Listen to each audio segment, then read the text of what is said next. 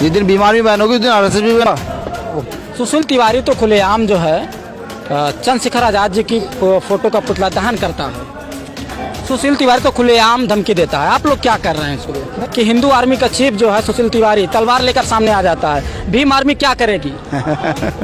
Bhim army क्या करेगी? Bhim army शिक्षा शैक्षिक नीति पर अपना काम कर रही है। भीम आर्मी छोटे छोटे बच्चों को पाठशालाओं में पढ़ा रही है। फूले साहब अम्बेडकर सिखा रही है, बुद्ध पेरियार सिखा रही है, रैदास कबीर नानक सिखा रही है। ठीक, तलवार हम नहीं सिखाते अपने बच्चों को। ठीक, हम तर्कशील लोग हैं, तर्क पर बात करते हैं। वो तलवार सिखाए, हम कलम सिखाएंगे। मैं कह रहा हूँ आरएसएस के लोग भी आगे भाई प्रतिज्ञा ले लेना। हम कौन से मना कर रहे हैं उन्हें? भाई किसी ने मना किया?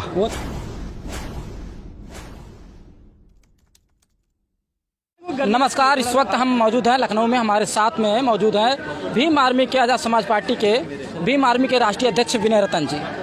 इनसे जानेंगे आज जिस तरह से हिंदू आर्मी संगठन का एक व्यक्ति है वो कहता है पीएफआई के एजेंट हैं भीम आर्मी। क्या कहेंगे सर उस पर?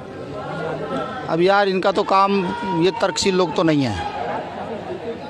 कभी ये सूरज निकल लेते हैं, कभी चमत्कार कर देते हैं। इन्हें को तर्क पर आकर बात करें। ठीक है, हम तर्कशील लोग हैं। हम किसके एजेंट है किसके एजेंट नहीं है तो मैंने कई बार पहले भी कहा है। सहारनपुर में दलितों को मारा गया, काटा गया जब इन्होंने कह दिया नक्सली हैं। इनके पास पीएफआई के खिलाफ कोई एविडेंस नहीं है। हमें क्या पीएफआई के एजेंट बताएंगे? हमारा तो खुद का ऑर्गेनाइजेशन इतना बड़ा है कि पूरे 24 राज्यों में भारत में काम कर रहा है। भारत के अंदर कमरे में बैठकर भौंकने से कुछ होता नहीं है। सुशील तिवारी तो दावा करता है कि भीम आर्मी को बैन करवा दूंगा। दम में करवा देगा, उसके अंदर दम हो करवाए। जिस दिन भीम आर्मी बैन होगी उस दिन आरएसएस भी बैन होगा। भीम आर्मी को 7-8 साल हुए हैं, आरएसएस को 100 साल हो चुके हैं। चुनौती है ये। ठीक है, और सुशील तिवारी नाम का व्यक्ति, क्योंकि देखिए हम संवैधानिक लोग हैं, हम उसकी तरह गंदे टुच्चे लोग नहीं हैं। बस से कहता हूँ, देखिए अगर तुम्हारे दिमाग में ज़्यादा गर्मी है, मेरे तो आने की ज़रूरत भी नहीं है।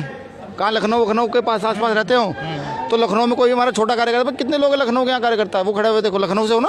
हाँ, क्या नाम है? अनुराग। उसे कहो कहाँ रहते हो? रईसबाग। आइसबाग। ये अनुराग है, आइसबाग कार्यकर्ता। मैं भी देख रहा हूँ इसको, नाम देखो, मैंने पूछा ना आपसे। जी जी। हाँ, तो अनुराग इसी से आके मिलेगा वो। सुशील तिवारी तो खुलेआम जो है चंद्रशेखर आजाद जी की फोटो का पुतला दहन करता है।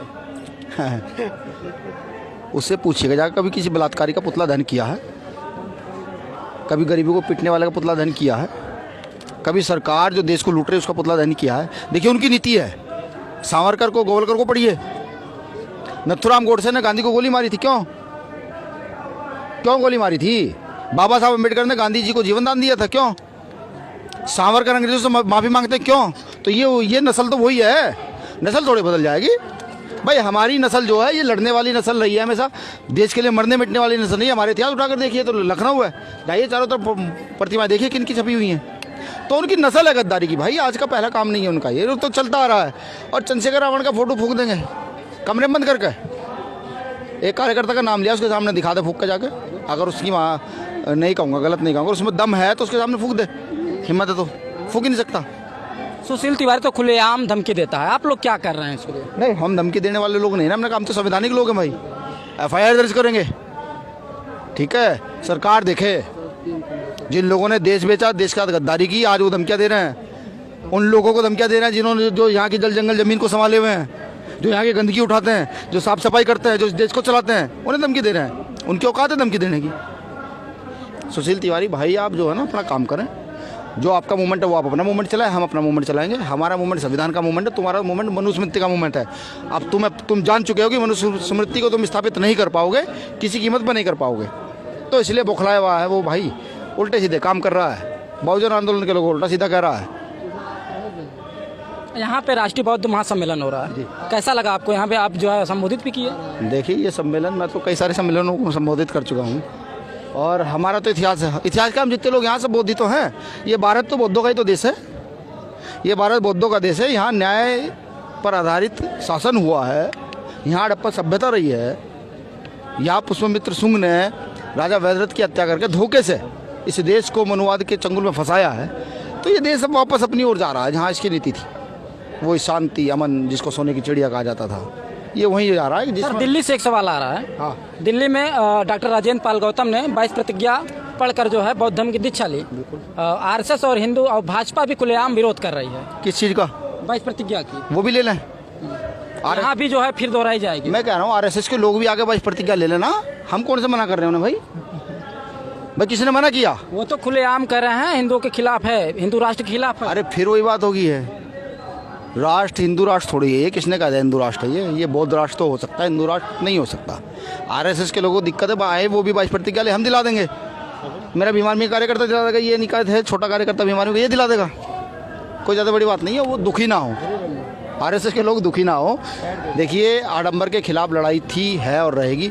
आडंबर को तुम ज़्यादा दिन खड़ा नहीं कर पाओगे।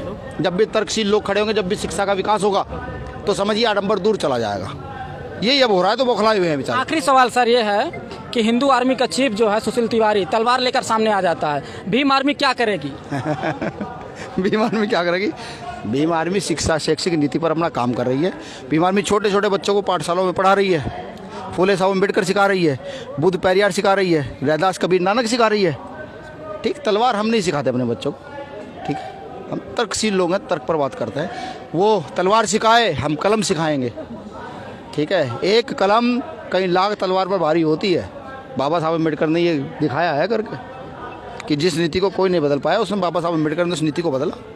तो हम कलम से मजबूत करेंगे। रही तलवार की बात, ये तो हमारे खून में है भाई। महा रेजिमेंट, चमा रेजिमेंट ब्लड में है, पासियों का आंदोलन ब्लड में है। और आंदोलन उठा के देखिए ना आप, इतने महापुरुष हैं। आज़ादी की लड़ाई देख लीजिए, चोरा चोरी कांड किसने, कौन थे भाई? हम ही तो थे। तो तलवार से हमसे अच्छा वास्ता थोड़ी किसी का है। ये जो जंगलों में शिकार करते हैं कौन है? ये आदिवासी बड़े कौन है? अशोका। तो ये है कि भाई तलवार उठाना और तलवार का प्रयोग करना, वो उठाते नहीं कोई दिक्कत नहीं, हम प्रयोग करना जानते हैं। ठीक, हम तो हाथ जोड़ कर निवेदन करते हैं, बाबा साहब अम्बेडकर के संविधान ने हमें रोक रखा है। हम तो हमें अपने अधिकार चाहिए, सम्मान सुरक्षा चाहिए, समानता का अधिकार चाहिए, बात खत्म। इधर भीम आर्मी के चीफ विनय रतन जी से बात हो रही थी, उन्होंने कहा कि अगर हिंदू आर्मी के चीफ सुशील तिवारी तलवार से सामना करेगा तो हम कलम से सामना करेंगे।